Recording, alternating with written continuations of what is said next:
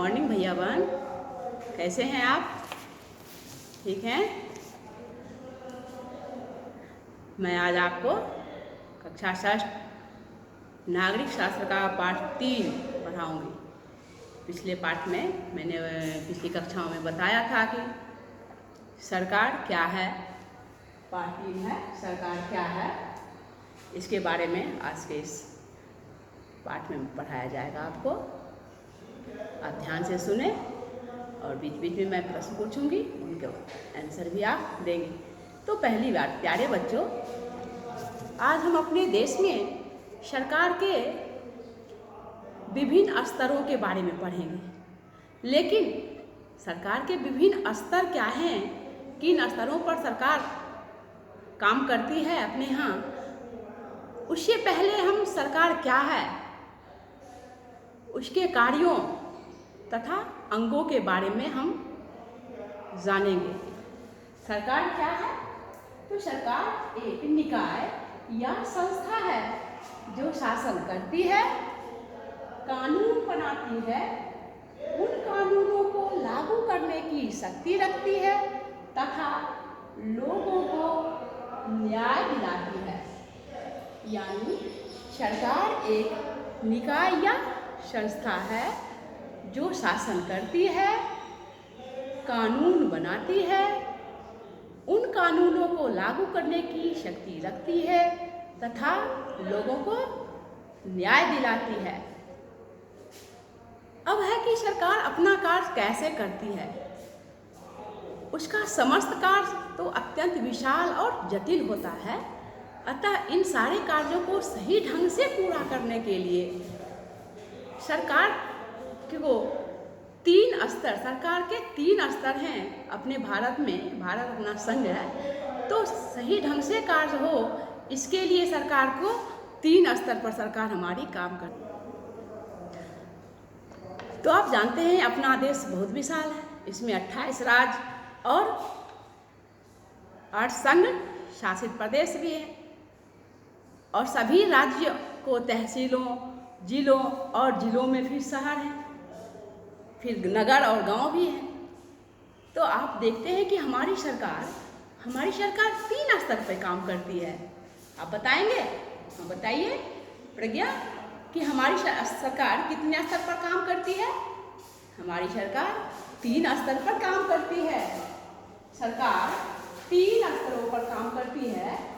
पहला स्थानीय स्तर, दूसरा राज्य स्तर और तीसरा केंद्रीय स्तर।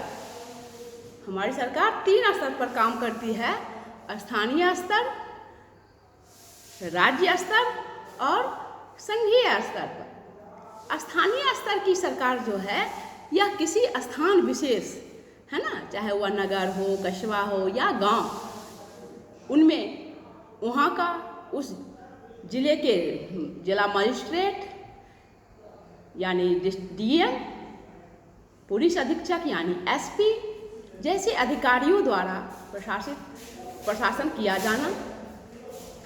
गांव में ग्राम पंचायत, यह सरकार निचले स्तर की लोकतांत्रिक, यह सरकार की सबसे निचले स्तर की लोकतांत्रिक व्यवस्था है।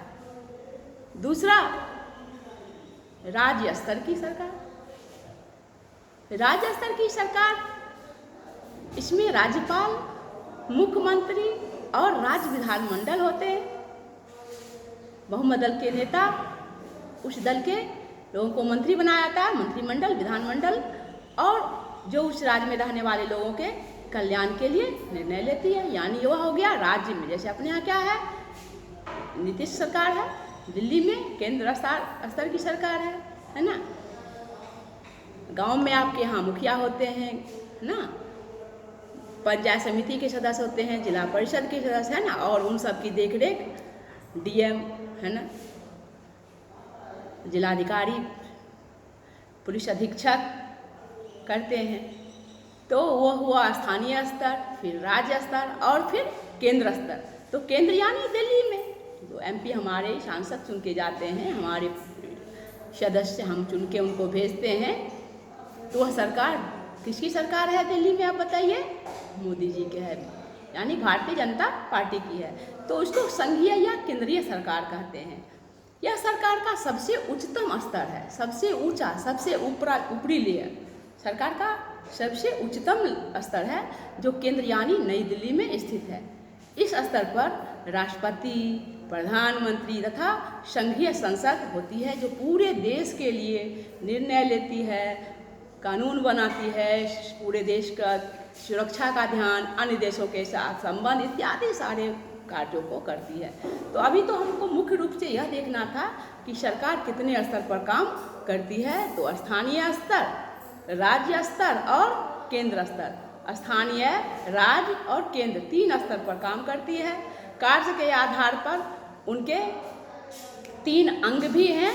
कानून बनाना तो विधायिका, शासन करना कार्यपालिका और लोगों को न्याय दिलाना न्यायपालिका। तो आज के पाठ में बस इतना ही। धन्यवाद।